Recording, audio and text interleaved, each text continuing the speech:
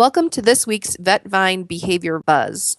This week, we're discussing the holidays and pet gifting. It's such an exciting time for families when the holidays roll around. And as part of that excitement and thinking about what are the best gifts to give to each other, sometimes pets come up as an option.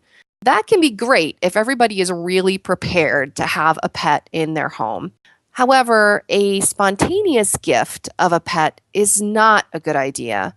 Even if there's been some, sort of low-key discussions about, hey, that might be fun. Because the thing is that ideally, when you have a pet or give a pet to a person, that pet is a lifelong member of the person's family.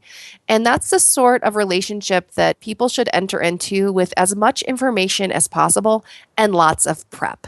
It's sort of like it's not advisable, even though it might work out, to marry somebody on the first day that you meet them, because it has a whole lot of long-term consequences. So when you are thinking about gifting a pet, it's actually probably better to make the surprise not be the pet itself, but maybe the idea of the pet and the idea of the gift. That way it invites a conversation about whether this is really a perfect solution for this moment in time for the person you're giving the animal to.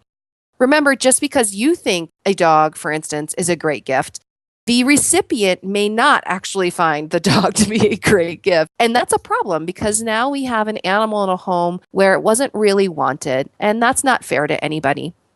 So one option is to collect some of the supplies that might be needed for the pet that you're thinking about purchasing for your friend or family member, and give them in a basket with a picture of whatever type of pet you're thinking about, whether, anything from a dog to a guinea pig, because all are huge responsibilities.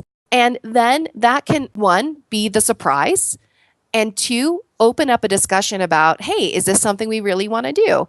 And if it isn't, then you can feel free to either return the stuff if you manage to keep your receipt, or even better, take it down to the local shelter or rescue and donate it to them, because then you'll have a really great experience of helping another animal, and you will know that you made the best decision at the time, which may actually be not getting a gift for a friend that is alive. If you do decide to get a pet, make sure that you talk with the recipient about what kind, what animal, what veterinarian they're going to use, if they're prepared to have the investment, the actual monetary investment, as well as the time investment available to really take great care of their new family member. And if all of that goes well, and it feels comfortable for everybody involved, a rescue organization might be a great way to not only meet the needs for the gift and something joyful for the people, but also provide a new home for an animal that needs one.